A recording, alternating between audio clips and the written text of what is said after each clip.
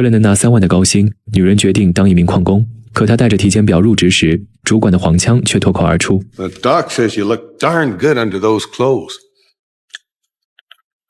主管自以为是的幽默让乔西极度不适。他早就听闻这里艳女情节严重，但令他没想到的还在后面。主管给新人分配师傅时，竟遇到了他高中时的超雄前男友。Which one of these girls is gonna be my bitch? 他下意识低头回避，可显然对方认出了他。Give me the one on the right.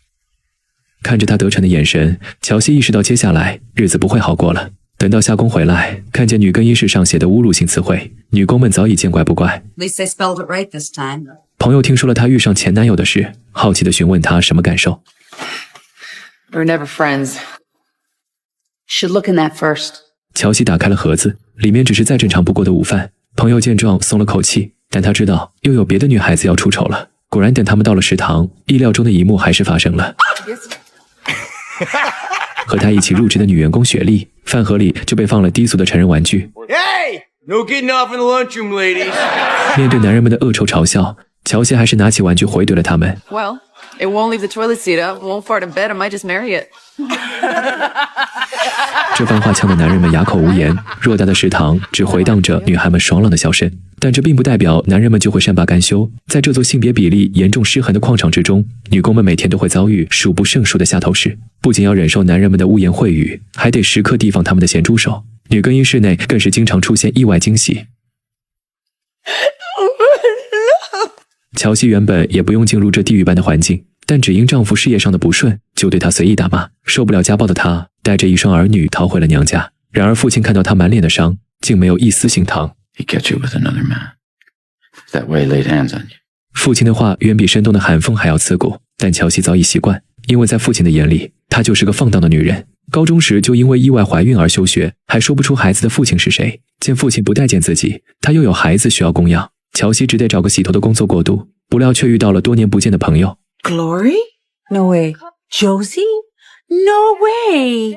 得知朋友就在矿场上班，工资是自己洗头的6倍，乔西狠狠心动了。但父亲却表示强烈反对，因为他在这里工作多年，深知女工会遭到不平等的待遇。可对于乔西来说，这份工作就是他脱离困境的稻草。为了孩子们，他也愿意忍受。可没想到这一去，却将他拖进了更深的泥潭。前男友故意给他安排最苦最累的活，见几次骚扰无果后，便将他骗上了运送煤矿的塔台。Can you imagine falling down there? Nobody ever find you. 2 minutes, 5 ton of rock be on top of you. 死亡的威胁让乔西十分恐慌，前男友的紧逼更是让他无处可逃。恶臭的鼻息喷在他脸上，嘴里还残留着大蒜的味道。What do you say, Josie? You wanna, I don't know, kiss and make up? One kiss. I'm going back. Come on, what's the matter with you, Josie? Am I hurting you? All right, fine then. Good. 乔西几乎是飞奔似的逃走了。冷静下来的他将此事反映给主管，可对方却觉得女人就是事多，还认定他在挑拨同事间的关系。 Let's try something new. How about work hard, keep your mouth shut, and take it like a man? 见主管无所谓的态度，乔西只能先咽下这口气。但显然鲍比并不打算放过他。在乔西参加儿子冰球比赛这天，他的朋友家人都齐聚在这里，而他正和相亲对象相谈甚欢，一个陌生女人却气势汹汹地赶来。 Stay the hell away from my husband. Goddamn mining whores. You just keep away from Bobby. You know what's good for you. Bobby Sharp? Tossing your ass around, lost to your own marriage. Don't think I'm gonna let you mess with mine. 女人正是前男友的妻子，她故意造谣乔西勾引自己，然后在众人面前摧毁他的名誉。而这羞辱的一幕正好被儿子看见，强烈的自尊心让他想跟随同学的车逃离，但乔西却执意将他带回家。 Out of the car! Out of the truck. You're a whore, just like everyone Don't said. you ever talk to me like that. Hey, Josie, stop it now! You're gonna tell me how to be a parent now? On Glory, with all your personal experience? Karen, get in the truck. No, get in the truck! 乔西只觉自己被扒光了一样，所有人都看着他的笑话，没人在乎真相是怎样的。绝望之中，他想起了找老板帮助，因为对方曾亲口说过，遇到什么困难都可以找他。于是他开车前往了总公司，想要告知老板场内女员工的真实现状。可老板嘴上说着想解决问题，实际上却是解决提出问题的人。 We've decided to waive the 2-week requirement and allow you to tender your resignation effective immediately. No, I'm sorry. I'm not resigning. Mr. Pavich will take care of the details. I'd be happy to. No, I'm not quitting. I need this job. Well, then I suggest you spend less time stirring up your female coworkers and less time in the beds of your married male coworkers and more time trying to find ways to improve your job performance. 看来事情并没有解释的必要了，想要留下就必须学会忍受。靠着这份工作，乔西付了一套房的首付，也能给孩子买最爱的玩具，但这些都是他打碎牙齿，用自尊和委屈换来的。在乔西返工的第一天，女更衣室内又被留下了杰作，墙壁上被人用粪水写满了侮辱词汇。They can't do this to us. Sure they can.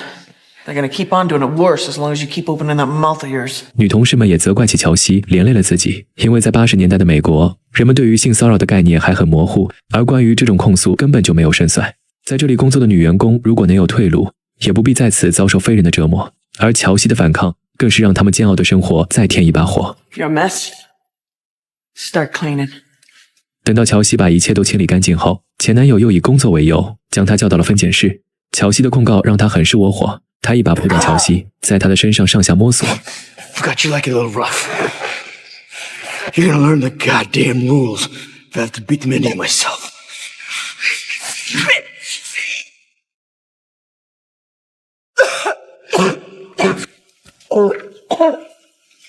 一味的忍让只会招来变本加厉的欺压。乔西辞去了工作，但并不代表就这样算了。他找到之前的相亲对象，他叫比尔，是一名律师。得知乔西想把整个矿场都告上法庭，起初他是拒绝的，但乔西的坚毅打动了他。更重要的是，如果比尔能打赢第一起性骚扰案例，那他也将载入史册，名利双收。比尔指出，案子申诉的关键在于乔西能否召集其他受害人发起集体诉讼，这样被告公司就不能指控他在说谎。但召集行动并不顺利，就连关系最好的葛洛丽也拒绝了乔西。即使患上渐冻症后就没再工作，但他明白矿场是小镇主要的经济来源，没有人会站在他这边。乔西只得去找另一个同事帮忙。雪莉作为矿场最年轻的女孩，平时受到的骚扰也最多。她是一个十分爱干净的人，上厕所时都要在周围垫上卫生纸，可2个男员工却故意将她锁在里面，不顾她的呼喊，疯狂晃动着厕所。见有人赶来制止，他们索性将厕所彻底推倒。雪莉被淋了一身的粪水，而那2个男人却若无其事地走开了。像这样的遭遇还有很多，但她却没有乔西那样勇敢，因为家里还有个生病的母亲需要照顾。 You think I don't want to stick it up their asses? Then why don't you do it? And what if we lost? And I had to go back to that mine every day and face those sons of bitches. No way. 乔西找不到能和他集体诉讼的人，于是申请参加每月的工人大会，想要通过演讲获得响应。可还没等他上台，场馆中就嘘声一片。这群男人的眼神里有愤怒，有不屑，更有人当众挑衅。 Gavel right here, bitch. 即使顶着巨大的压力，他还是坚定地走上了讲台。可在他演讲的过程中，不断有人打断他的发言，一人一句的唾沫都能将他淹没。连沉默的父亲也看不下去了，他走上台，示意女儿将话筒给他。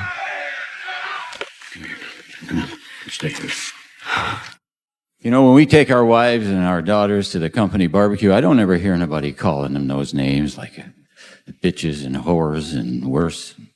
I don't ever see nobody grabbing them by their privates or, you know, drawing pictures of them on the bathroom walls, doing unspeakables. Unspeakables. So what's changed? She's still my daughter, isn't she? It's a heck of a thing. Watch one of your own get treated that way. You're all supposed to be my friends. My brothers. Well, right now I don't have a friend in this room. In fact, the only one here that I'm not ashamed of is my daughter. 父亲的话有人感同身受，但更多的依旧是不为所动，而这已经是最好的结果。曾经他也以未婚先孕的女儿为耻，直到一次和妻子的争吵，才让他开始反思。 She had a baby, Henry. She didn't rob a bank. 然而这件事也成了对方律师在法庭上攻击他的论点，他们试图借此证明乔西一直以来就是个荡妇，甚至请来了他的高中老师作证。 Miss Ames, who is Sammy's My father? son. It's got nothing to do with any of this. Is it true that you and your teacher had a sexual relationship at one time? A relationship? What the hell you been telling them, Bobby? 面对这赤裸裸的污蔑，乔西不得不向众人撕开伤痕，揭示自己深埋心底的秘密。当时他还和鲍比处于热恋之中，却被这个禽兽老师给盯上。在一次课后，老师将他单独留下，然后无耻地实施了侵犯。而目睹这一切的鲍比竟怯懦地跑开了。在场的所有人听后都集体沉默。但作为父亲，绝对忍不住这口愤怒。等混乱结束后，对方律师却指出，没有人能证明乔西所言属实，只有前男友鲍比在场。但他一口咬定就是乔西主动勾引的老师。律师见状，只得施展起激将法。他以打球为例，不停讽刺鲍比是个软蛋，跟那些渲染球场的选手相比，他就是个尿裤子将球场染黄的家伙。没想到这一招真的攻击到了前男友心底的脆弱。Yellow or red?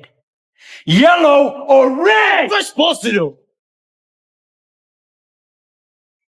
He was raping her, wasn't he? Yeah. Then you ran. What was I supposed to do? What are you supposed to do? 律师望向了旁听席，给出了他的最终答案。Well, for starters, you stand up. You stand up and tell the truth. You stand up for your friends.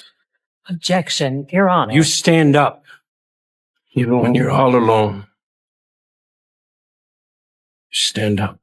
这时后面突然传来了敲击声，是病入膏肓的葛洛丽在给予他支持。虽然她已经无法开口说话，但还是委托丈夫帮自己转达。I stand with Josie. 可集体诉讼名额还差一个，朋友转动眼球，将目光看向了雪莉。情绪是可以感染的，慢慢的有人跟着站起，里面有曾经误解乔西的父母，有长期遭受迫害的女同事，也有目睹恶行的旁观者。这是一部根据真实事件改编的电影，女主的原型洛伊斯·詹森，从开始收集证据到上诉审理，整整经历了14年才维权成功。在1998年的美国，这是第一例起诉性骚扰成功的案子，而在这胜诉的背后，是无数女性的血泪与传统制度的博弈。在性别压迫的结构下，没有人是真正的赢家。直至如今，我们还有很长的路要走。